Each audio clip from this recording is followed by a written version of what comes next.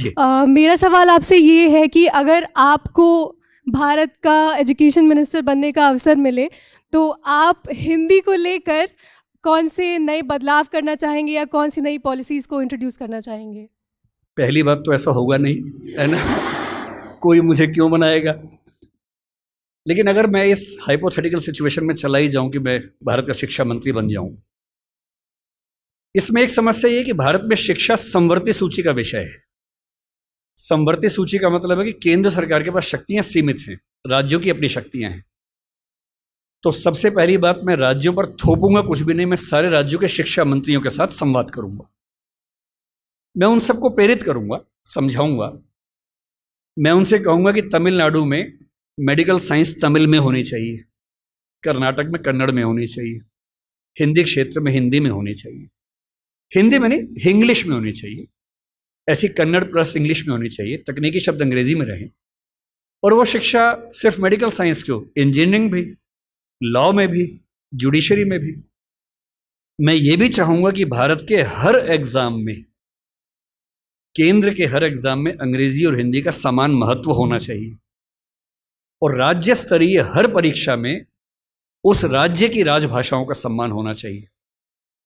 Maharashtra PCS में मराठी की भूमिका अंग्रेजी से कई गुना ज्यादा होनी ही चाहिए, क्योंकि वहां के एसडीएम को, डीएसपी को मराठी लोगों से बातचीत करनी है। और यदि किसी राज्य में 2-3 राजभाषाएं हैं तो वहां की परीक्षा में उन दोनों तीनों राजभाषाओं की परीक्षा होनी चाहिए, ताकि वो व्यक्ति सेवाओं में आए जो उन भाषाओं को बोल सकता है। कुछ ऐसे प्रयास। और तीसरी बात, अभी हमें शिक्षा पर बजट हम बहुत कंजूसी से खर्च करते हैं। हमारा ज़्यादा बजट सेना पे खर्च होता है और चीज़ों पे होता है।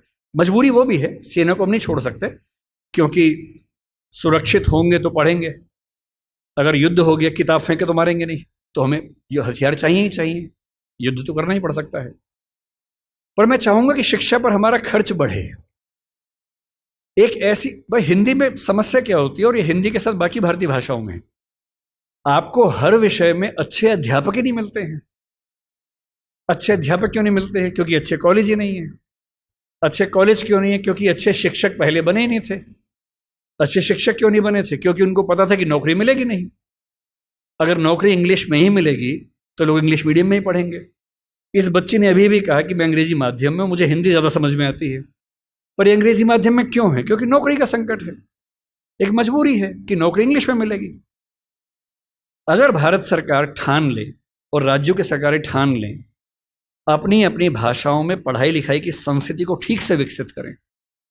रामविलास शर्मा जी ने कहा था कि हर जिले में एक विश्वविद्यालय होना चाहिए अपनी भाषा में। आंध्र प्रदेश के हर जिले में एक तेलुगु विश्वविद्यालय हो, जो उस जिले की विशेषताओं को केंद्र में रखकर ज्ञान विज्ञान कौशल का विकास करता हो। ये हिंदी पट्टी में होना चाहिए, हर जिले में विश्वविद्यालय हो, छोटा ही हो, एक विश्वविद्यालय हो। उस जिले में खेती कैसे अच्छी हो सकती है, उस जिले में उद्योग कैसे पनपेगा, स्टार्टअप कैसे होगा, उस पर रिसर्च वहां पर हो, वहां की भाषा में हो, वहां के किसान को समझ में आती हो। और देखिए, अनुवाद की दुनिया बड़ी समृद्ध हो चुकी है। आज से 4 साल पहले गूगल ट्रांसलेट करने पे हंसी आती थी। आज क्रिएटिव ट्रांसलेशन छोड़ दीजिए, तथ्यों का अनुवाद मैं तो अक्सर लगभग रोज इस्तेमाल करता हूं। हम जिस संस्था में काम करते हैं, दृष्टि में हमारी राजभाषा हिंदी भी अंग्रेजी भी है। और मैं सुनिश्चित करता हूं कि हमारी संस्था में जितने भी नोटिफिकेशंस आएंगे पहले हिंदी में आते हैं, फिर अंग्रेजी में आते हैं। मैं खुद बनाता हूं, दोनों भाषाओं में बनाता हूं। पहले हिंदी में, गूगल ट्रांसलेट पे जाता हूं, 1 सेकंड में अनुवाद हो जाता है। फिर उसको चेक करता हूं। आश्चर्य आपको होगा कि पहले 40-50% सही होता था, आजकल 95-97% सही होता है। मुश्किल से 2 साल रुक जाइए, यह मामला 100% का होने वाला है। जिस दिन 100% का हो गया, उस दिन हिंदी वालों का यह बहाना खत्म हो जाएगा कि हिंदी में कंटेंट नहीं है। आपको अंग्रेजी का जो अखबार पढ़ना है, आज से 2 साल बाद पता क्या होगा? आप नेट पे जाएंगे, द हिंदू मान लीजिए पढ़ना है आपको, आप द हिंदू पे जाएंगे, नीचे क्या लिखा होगा, कौन सी भाषा में पढ़ेंगे, सारी भाषाओं के नाम होंगे, यहां तक कि स्पेनिश और फ्रेंच भी लिखा होगा। आप हिंदी क्लिक करेंगे, पूरा अखबार हिंदी में आएगा आपके सामने। फिर क्या बहाना बचता है? दुनिया की जो भी किताब पढ़नी है, एक टैबलेट आपके पास होगा या बुक रीडर होगा, दुनिया की जो किताब पढ़नी हो अपनी भाषा में आप पढ़ेंगे और अनुवाद की समस्या रत्ती भर नहीं होगी। मुश्किल से 5 से 10 साल के बाद ऐसी डिवाइसेस आ जाएंगी, ईयरफोन लगा होगा आपके कान में, आप जैसे मैं अभी जब विदेश में जाता हूँ जहाँ अंग्रेजी चलती है वहाँ दिक्कत नहीं आती। अब जैसे मान लीजिए मैं ऑशविट्स, एक आपने सुना होगा जहाँ नाजी अत्याचार हुए थे, मैं 2 दिन पहले पोलैंड में वहीं गया हुआ था, वहाँ हर चीज़ पोलिश भाषा में लिखी हुई थी, कहीं कहीं अंग्रेजी थी। अब समझ में नहीं आ रहा कैसे पढ़ूँ। गूगल ट्रांसलेट पे जाके कैमरा ऑन करना है, लैंग्वेज में आपने कर दिया पॉलिश टू इंग्लिश, आप कैमरा जहाँ जहाँ ले जा रहे हैं पॉलिश इंग्लिश में कन्वर्ट होकर दिख रही है आपको, कोई समस्या ही नहीं है। वो सारी पॉलिश लिखी है, मैं सारा अंग्रेजी में पढ़ रहा हूँ, कहीं कहीं हिंदी में पढ़ रहा हूँ, सब कुछ हो चुका है।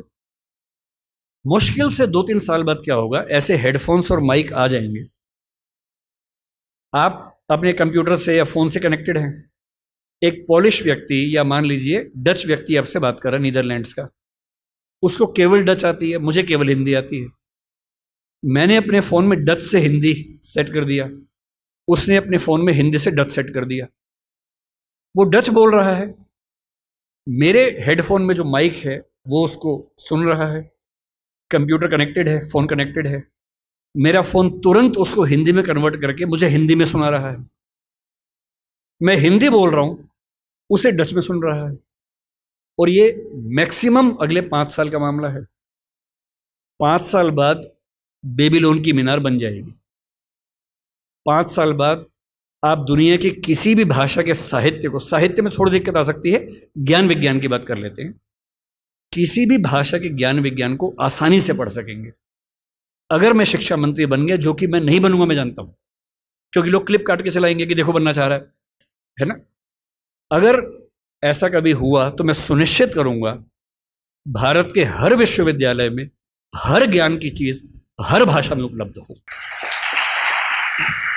और 20-25 साल लगेंगे, जिस दिन हिंदी, मराठी, तमिल बच्चों को समझ में आ गया कि उनकी भाषाओं में भविष्य है, वो अपनी भाषाओं में पढ़ के आग लगा देंगे, ऐसी ऐसी रिसर्च करेंगे अभी हम कल्पना नहीं कर सकते हैं।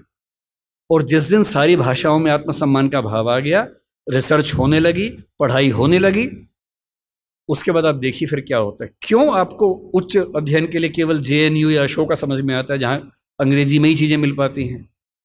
क्यों ऐसा नहीं होता कि कुछ ऐसे विश्वविद्यालय हों जहाँ हिंदी में इतने स्तर के ज्ञान की बातें होती हों जो दुनिया के बेस्ट यूनिवर्सिटीज़ के लेवल की बातें हैं?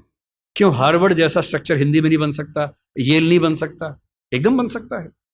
लेकिन सरकार को 20-25 साल ताकत लगानी होगी, एक विज़न रखना होगा, और जो तकनीकें हमारे ज़माने में आ चुकी हैं उन तकनीकों के होते हुए ये बिल्कुल मुश्किल काम नहीं है, एकदम आसान काम है।